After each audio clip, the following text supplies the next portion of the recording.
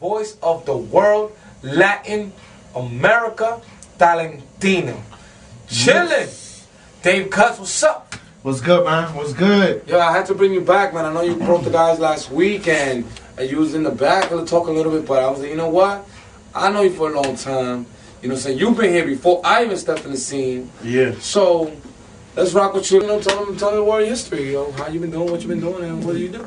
Yeah, well, I started, I did club promotions for about 10 to 12 years and throughout the whole city. And, you know, I learned that business, and also I was just like doing a lot of street shit, a lot of negativity in the streets, like, you know, hardcore. Learning lessons. Yeah, learning lessons until a few of my friends got murdered, and some of them went to jail for a long time. And what part of the hood are you from?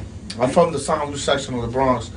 So you knew Pun and Joe and all that when they well, I didn't actually know them, but I knew people around them. Right. You know what I'm saying?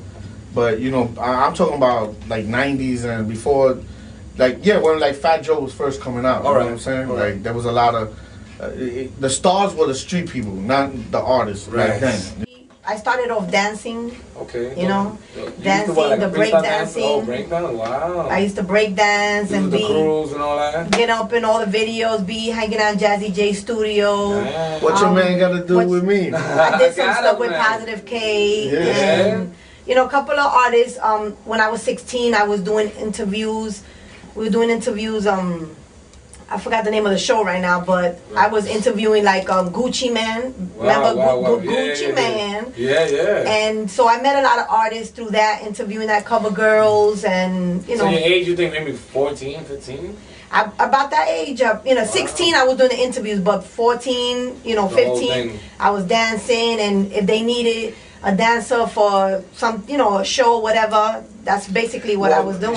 I'm the founder and publisher of E2K magazine, and I've been holding it down ever since. And if you look at it, it's not much advertisement there. That's a lot of my own money. That's a lot of my own money because that's my dream and that's my belief in there. So as you see, if you look at from the first issue to the one currently now, you see the growth. How we've been able to develop and grow as far as graphic wise and all that.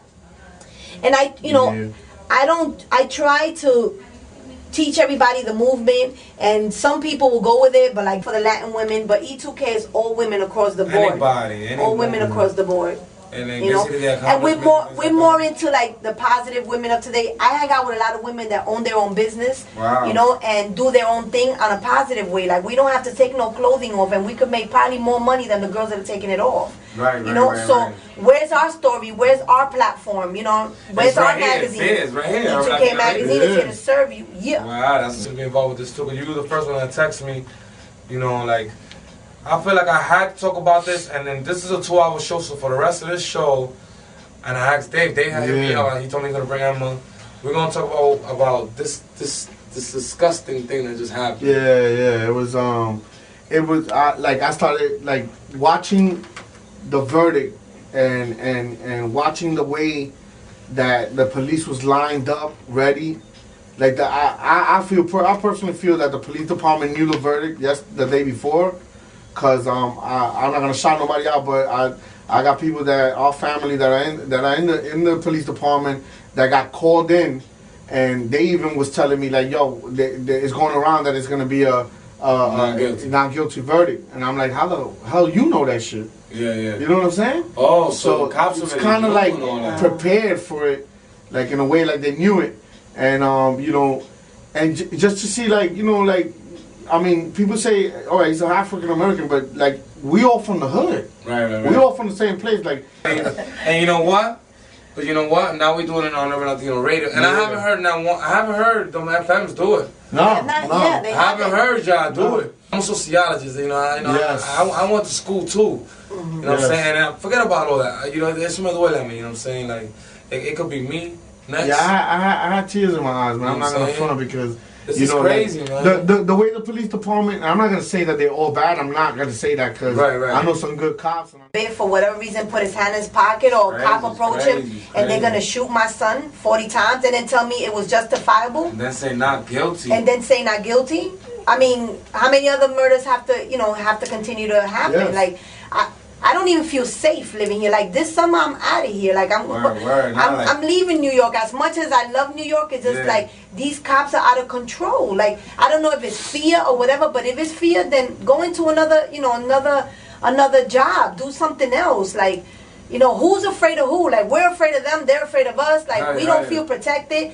If we get mugged or whatever, we call our own people from the block before we call the police. The only bad thing is that we might or might not have a gun, but they always have a gun. Exactly. And they could shoot, and now we know that they could shoot and be get away with it. And be not guilty. And get away with it. I mean, we already knew that, but I swear I didn't think it was. I thought they were going to jail, man. I thought so too, or at least something, right? Maybe not jail, but something.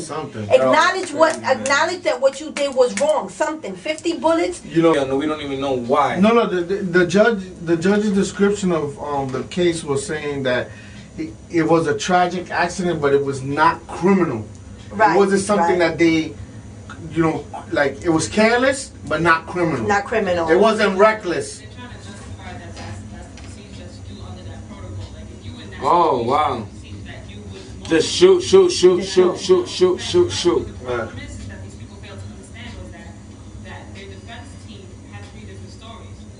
First was that they assumed that he was going for a gun. Right. Then they found a gun. No gun. The second one they said was that he was Bell was reversing back, and so they thought that was his retaliation of the shooting. Third one was that they were shooting so much that it was ricocheting, and they thought the ricochet was Bell actually shooting. Shooting, yeah. How are you going to post 3 different stories? Right.